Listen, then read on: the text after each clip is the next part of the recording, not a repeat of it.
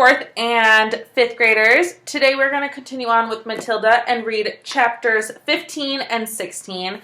I've had some complaints about the length of my videos being a half hour. I'm hoping that this one's a little bit shorter, but with some of the topics that's being discussed, I don't know. I'm going to try my best, and you know who you are that have been complaining, and I'm sorry. I'll do my best to make them a little bit shorter. No promises, though. Okay.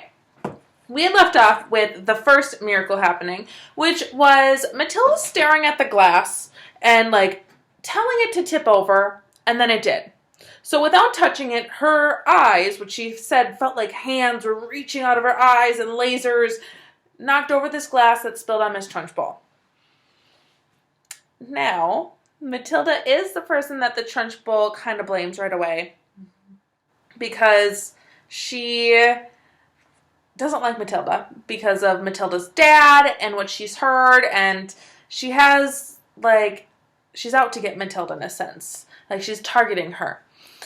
Matilda did knock it over, but she's like, how would she know that? Because I didn't move from my spot, and all the kids kept saying, she didn't move, which she didn't. She was sitting there, and she knocked over this glass that had the newt in it, or the little lizard thing.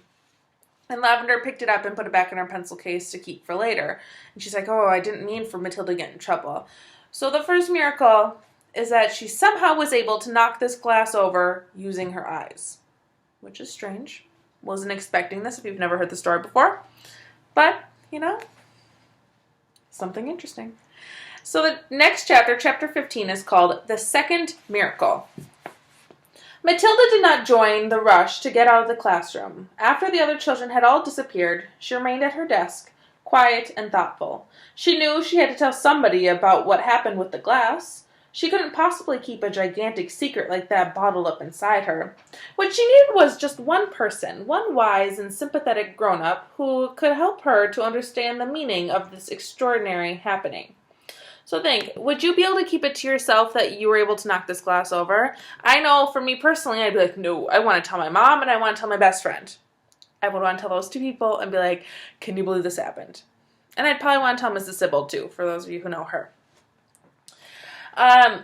But would you want to tell someone or would you want to keep it to yourself? And then think, she said she wants someone wise and sympathetic. Who in this story could she tell? Could she tell her parents?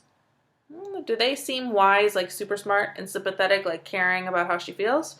Or do you think that she'd have to find someone else? And has she met that person? Is there a wise and sympathetic person in our story? You tell me. Neither her mother nor her father would be of any use at all. If they believed her story, and it was doubtful they would most certainly fail to realize what an astounding event it was that had taken place in the classroom that afternoon. On the spur of the moment, Matilda decided that the one person she would like to confide in is Miss Honey. I hope that's who you all thought of. Matilda and Miss Honey were now the only two left in the classroom. Miss Honey had seated herself at the table and was rifling through some papers. She looked up and said, well, Matilda, aren't you going to go outside with the others? Matilda said, please, may I talk to you for a moment? Of course you may. What's troubling you? Something very peculiar has happened to me, Miss Honey. Peculiar means strange. Miss Honey became instantly alert. Ever since the two disastrous meetings she had recently about Matilda, the first with the headmistress and the second with the dreadful Mr. and Mrs. Wormwood, Miss Honey had been thinking a great deal about this child and wondering how she could help her. And now, here was Matilda sitting in the classroom with a curiously exalted look on her face, and asking if she could have a private talk with Miss Honey had never been her looking so wide-eyed and peculiar before. Sorry, my dog just did something strange and I got distracted.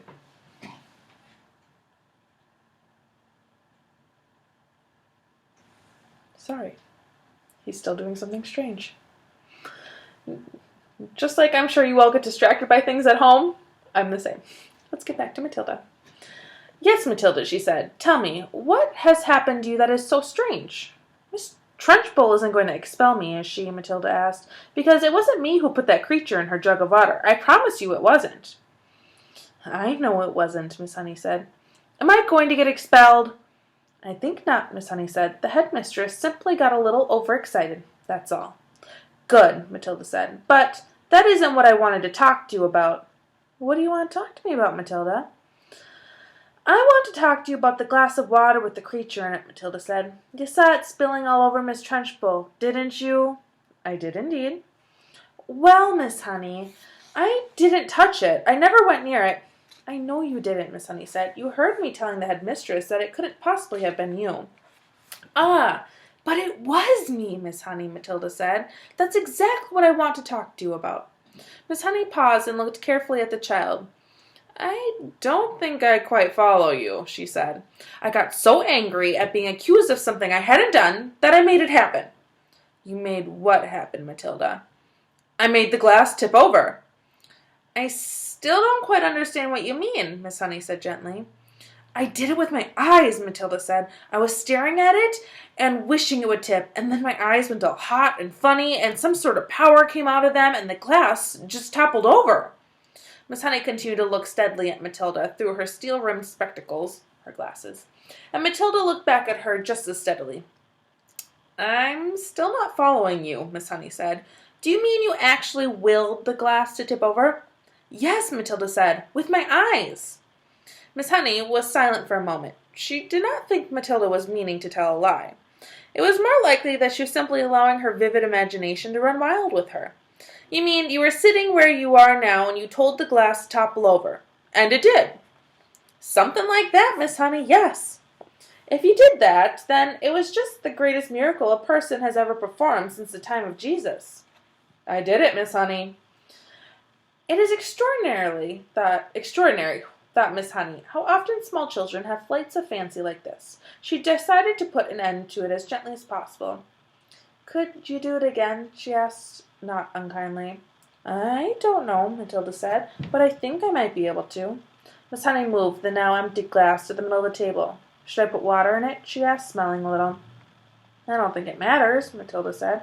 Very well, then. Go ahead. Tip it over. It may take some time. Take all the time you want, Miss Honey said. I'm in no hurry. There's Miss Honey put the glass in the middle of the table. Matilda, sitting in the second row about 10 feet away from Miss Honey, put her elbows on the desk and cupped her face in her hands.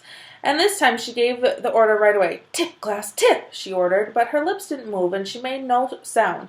She simply shouted the words inside her head, and now she concentrated the whole of her mind and her brain and her will into her eyes, and once again, but much more quickly than before, she felt the electricity gathering, and the power was beginning to surge, and the hotness was coming into the eyeballs, and then the millions of tiny invisible arms with hands on them were shooting out towards the glass, and without making any sound at all, she kept on shouting inside her head for the glass to go over.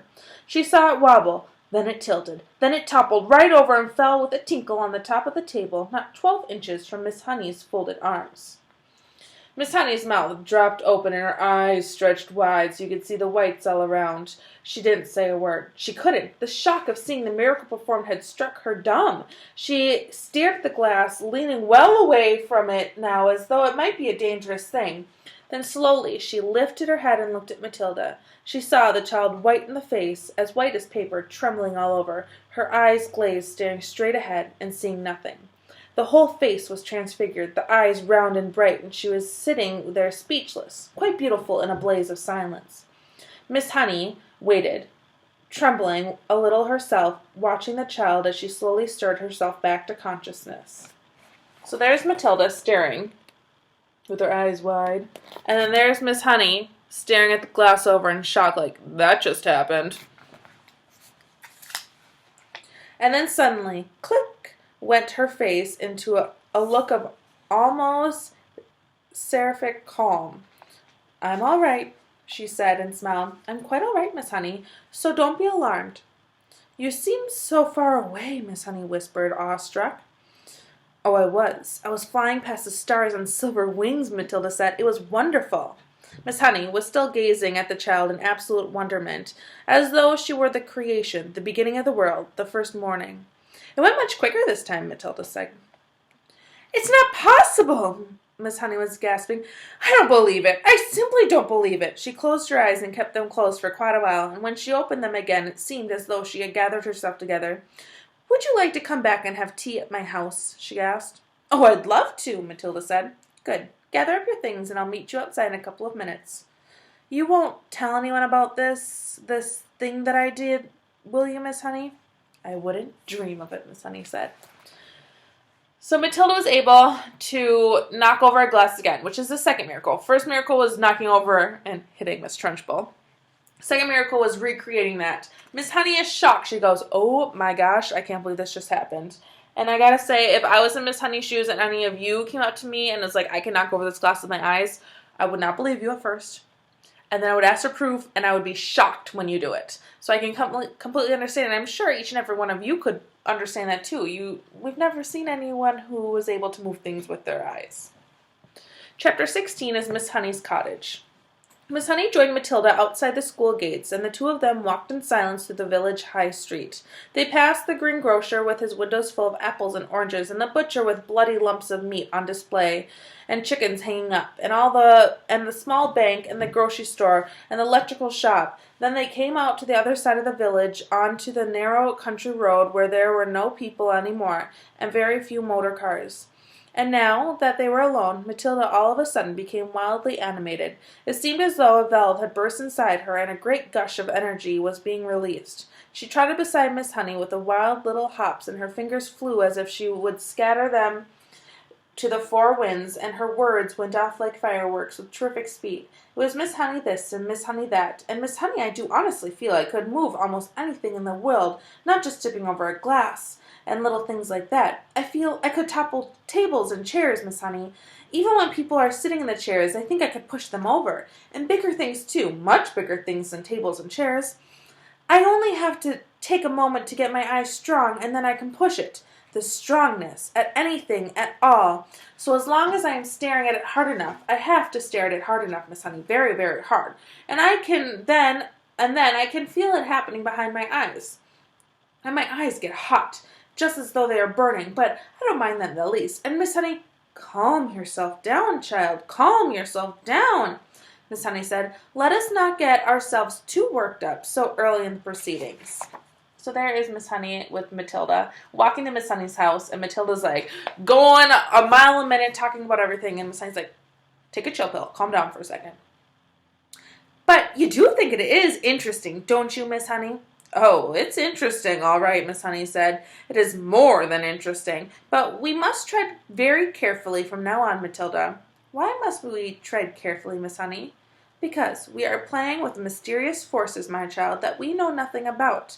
I do not think they are evil. They may be good. They may even be divine. But whether they are or not, we'll handle them carefully. These were wise words from a wise old bird, but Matilda was too steamed up to see it that way. I don't see why we have to be so careful, she said, still hopping about. I'm trying to explain to you, Miss Honey said, that we are dealing with the unknown. It is an unexplainable thing. The right word for it is a phenomenon.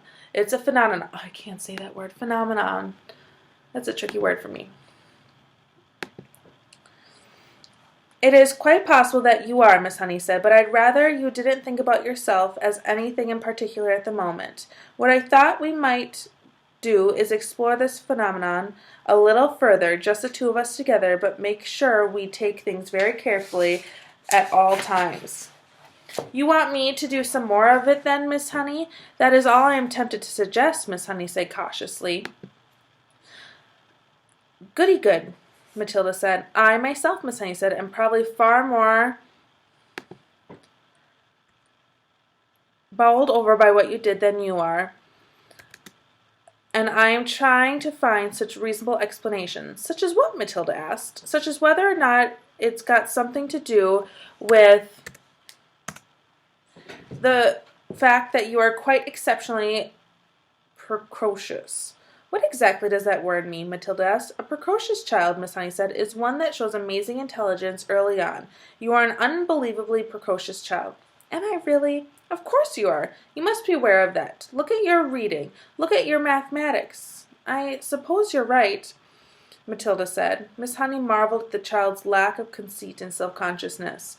I can't help wondering, she said, whether this sudden ability has come to you of being able to move an object without touching it, whether it might not have something to do with your brain power. You mean there might not be room in my head for all those brains, so something has to push out? That's not quite what I meant, Miss Honey said, smiling, but whatever happens, and I say it again, we must tread carefully from now on. I have not forgotten that strange and distant glimmer of your face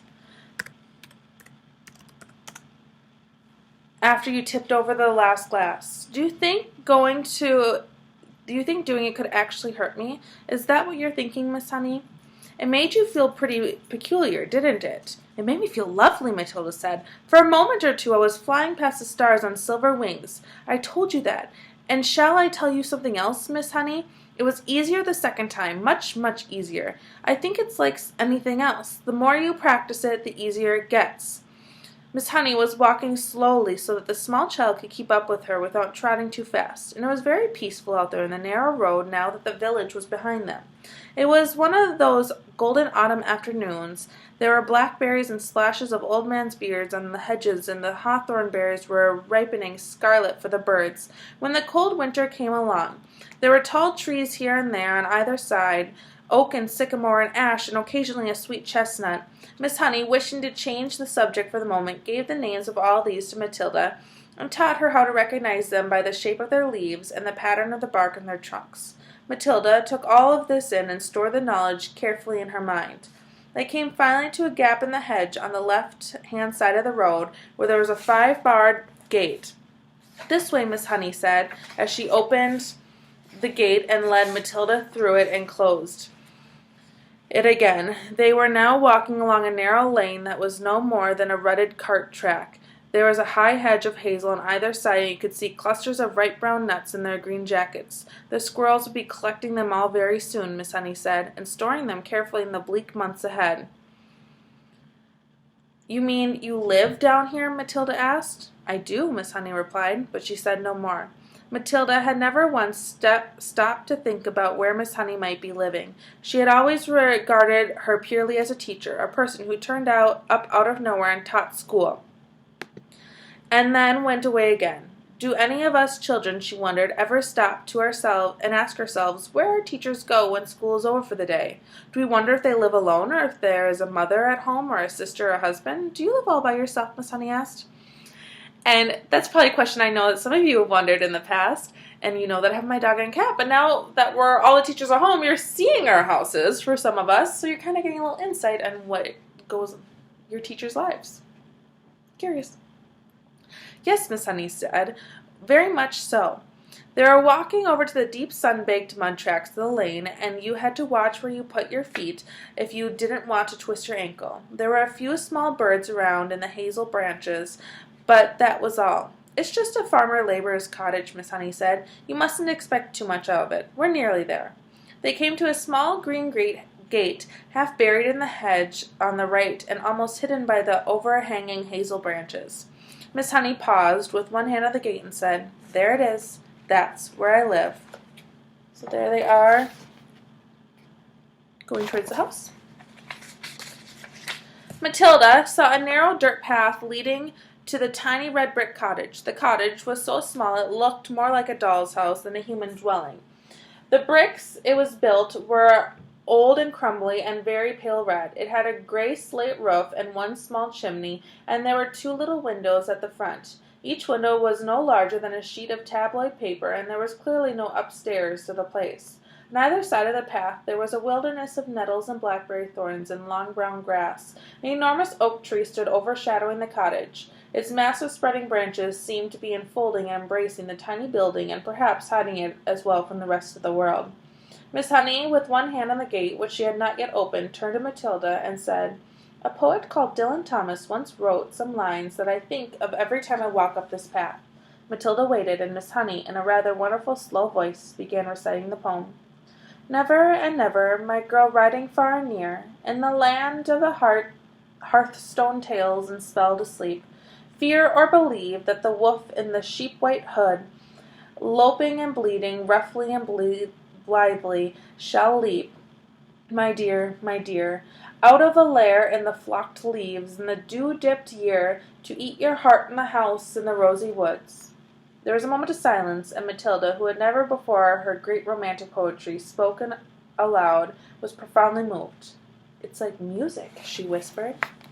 So there's her house, overgrown with lots of plants and stuff. "It is music," Miss Honey said, and then, as though embarrassed as having revealed such a secret part of herself, she quickly pushed open the gate and walked up the path. Matilda hung back. She was a bit frightened of the place now. It seemed so unreal and remote and fantastic, and so totally away from this earth. It was like an illustration in Grimm or Hans Andersen.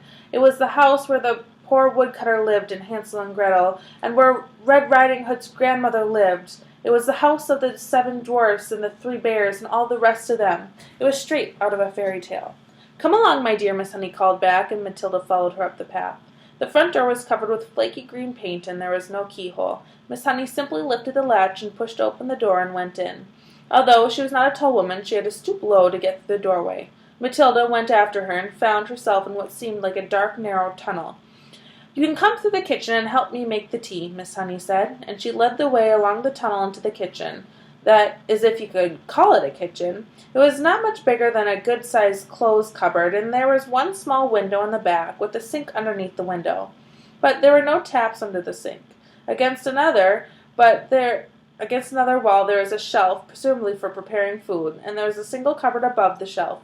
On the shelf itself stood a Primus stove, a saucepan, and a half-full bottle of milk. A Primus is a little camping stove that you can fill with paraffin, and you light the top, and then you pump to get the pressure flame. So she doesn't have an actual stove. She has a little portable camping one. "You can get me some water while I light the Primus," Miss Honey said. "The well is out in the back. Take the bucket. Here it is. You'll find the rope in the well. Just hook the bucket on the end of the rope and lower it down. But don't fall in yourself." Matilda, more bemused than ever before, took the bucket and carried it out to the back garden. There's Miss Honey's very, very, very, very tiny kitchen. The well had a little wooden roof over the top and a simple winding device, and there was the rope dangling down the dark bottomless hole. Matilda pulled the rope and hooked the handle on the bucket, and then she lowered it in. She pulled it up again, and there was water in it. "Is this enough?" she asked, carrying it in. "Just about," Miss Honey said. "I don't suppose you've done it before." "Never," Matilda said. "It's fun. How do you get enough water for your bath?" "I don't take a bath," Miss Honey said. "I wash standing up. I get a bucket full of water and heat it in the little stove and strip and wash myself over it." There is the little well. "Do you honestly wash yourself that way?" Matilda asked. "Of course I do," Miss Honey said. "Every poor person in England used to wash that way until very long ago." "Are you poor, Miss Honey?" "Yes," Miss Honey said, "very. It's a good little stove that I have, the Primus." It was roaring away with a powerful blue flame, and already the water in the saucepan was beginning to bubble. Miss Honey got a teapot from the cupboard and put some tea leaves into it. She also found half a small loaf of brown bread. She cut 2 thin slices, and then, from a plastic container, she took some margarine and spread it on the butter. Margarine, Matilda thought. She really must be poor. Miss Honey found a tray, and on it put 2 mugs, the teapot, and a half bottle of milk, and plate to the slices of bread. "I'm afraid I don't have any sugar," she said. "I never use it." "That's all right," Matilda said. In her wisdom, she seemed to be aware of the delicacy of the situation, and she was taking great care not to say anything to embarrass her companion. "Let's have it in the sitting room," Miss Honey said. Picking up the tray and leading the way out of the kitchen and down the dark little tunnel to the room in the front, Matilda followed her, but just inside the doorway of the so-called sitting room she stopped and stared around her in absolute amazement. The room was small and square and bare as a prison cell. The pale daylight that entered came in from a tiny window in the front wall, and there were no curtains. The only objects in the entire room were 2 upturned wooden boxes to serve as chairs, and a third box between them for a table. That was all. There were no pictures on the wall, no carpets on the floor, only rough, unpolished wooden planks, and there were gaps between the planks where dust and bits of grime had gathered. The ceiling was so low that with a jump Matilda could nearly touch it with her fingertips. The walls were white, but the whiteness didn't look like paint. Matilda rubbed her palms against it, and a white powder came off on her skin. It was whitewash, the cheap stuff that is used in cowsheds and stables and hen houses. Matilda was appalled. Was this really where her neat and trimly dressed schoolteacher lived? Was this all she had to come back to after a day's work? It was unbelievable. And what was the reason for it? There was something very strange going on around here, surely. Miss Honey put the tray on one of the upturned boxes. "Sit down, my dear, sit down," she said, "and we'll have a nice hot cup of tea. Help yourself to bread. Both slices are for you. I never eat anything when I get home. I have a good old tuck-in at the school lunch, and it keeps me going until the next morning." So she doesn't have money to buy dinner, so she usually doesn't eat dinner. Matilda perched herself carefully in the upturned box, and more to politeness than anything else, she took a slice of bread and margarine and started to eat it. At home, she would have been having buttered toast and strawberry jam and probably a piece of sponge cake to round it off. And yet this was somehow far more fun. There was a mystery here in this house, and a great mystery. There was no doubt about it, and Matilda was longing to find out what it was. Miss Honey poured the tea and added a little milk to both cups. She appeared to be not in the least ill at ease, sitting in the upturned box in the bare room and drinking tea out of a mug that she balanced on her knee. "You know," she said, "I've been thinking very hard about what you did with the glass. It is a great power you have been given, my child. You know that?" "Yes, Miss Honey, I do," Matilda said, chewing her bread and margarine. "So far as I know," Miss Honey went on, "nobody else in the history of the world has been able to compel an object to move without touching it or blowing on it, or using any outside help at all." Matilda nodded and said nothing. "The fascinating thing," Miss Honey said, "would be to find out the real limit of the power of yours. Oh, I know you think you can move just about anything there is, but I have my doubts about that." "I'd love to try something really huge," Matilda said. "What about distance?" Miss Honey said. "Would you always have to be close to the thing you were pushing?" "I simply don't know," Matilda said, "but it would be fun to find out." That's where we're going to end. So we find out Matilda has a strange power that she can move things with her eyes.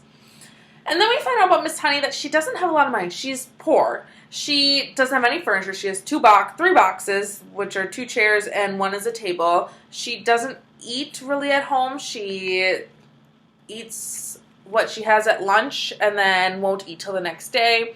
She doesn't have a lot going on. So it's kind of curious as to why, since she is a teacher and she does have a job, so she's making money. So we'll find out. The next chapter is called Miss Honey's Story. And we'll find out a little bit more about Miss Honey and kind of why she's living the way she is and just more about her in general. So I hope you enjoyed these 2 chapters. I know they weren't as exciting as the last couple, but Matilda is still a great book.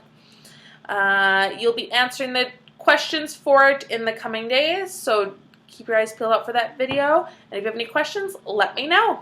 Bye!